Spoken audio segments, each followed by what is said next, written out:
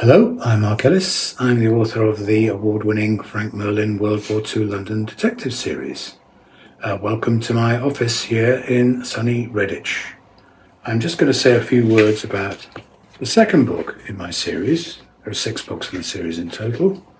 This one is called In the Shadows of the Blitz, and it's set in September 1940 at the time of the Battle of Britain and the beginning of the Blitz. I'll just read you the blurb.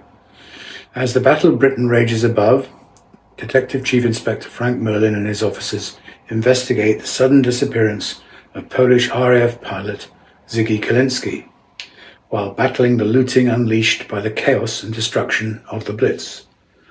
Unbeknownst to Merlin and his team, Russian spies have also been set loose on the city, instructed to retrieve Stalin's lost gold.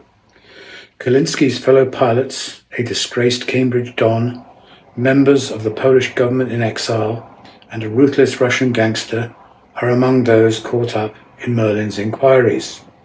Sweeping from Stalin's Russia to Civil War Spain, Hitler's Berlin to Churchill's London, a compelling story of treasure, treachery, and murder unfolds.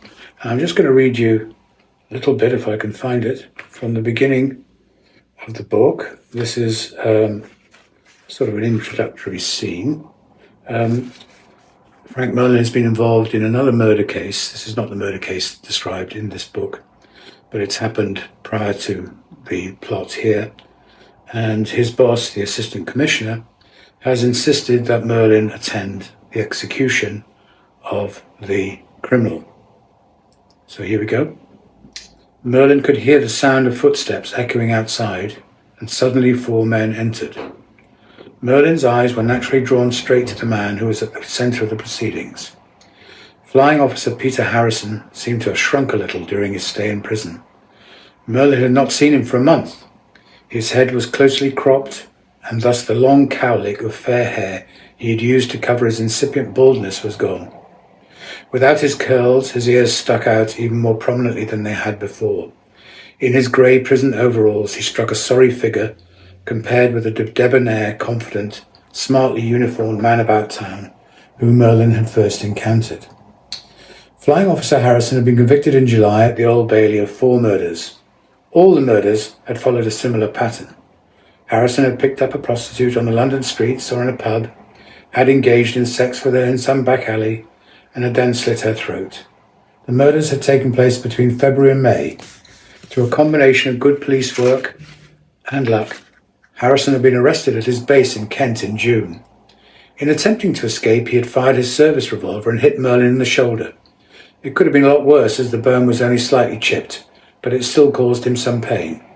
Harrison had been a cocky little chap through the trial proceedings, but little of that spirit remained as Pierpoint, that's the famous executioner hangman Albert Pierpoint, motioned to Harrison's 2 accompanying prison officers to bring the man forward. The other man who'd arrived with Harrison was the prison padre, who now opened his Bible and began reading, "Ashes to ashes, dust to dust." The padre completed his prayers, and the governor asked Harrison if he had anything to say. Harrison shook his head jerkily, and then in a swift movement, Pierpoint pulled a hood over Harrison's head. For a few seconds, the only sound was the faint rustling of Harrison's urine trickling from his trousers onto the wooden planks of the trapdoor as his self-control left him. Pierpoint stood back, pulled a lever, and the trapdoor opened. Despite himself, Merlin joined the others in looking down through the trapdoor at the jerking and twitching form below. The stench of Harrison's soiled trousers floated up. Merlin closed his eyes, took a deep breath, and walked out of the room. That scene, actually, there was a character, a flying officer, who murdered people in just that way. He became known as the Blackout Ripper, so that's vaguely based on a real story. Anyway, there it is. That's In the Shadows of the Blitz, and you heard the blurb and you've heard an excerpt.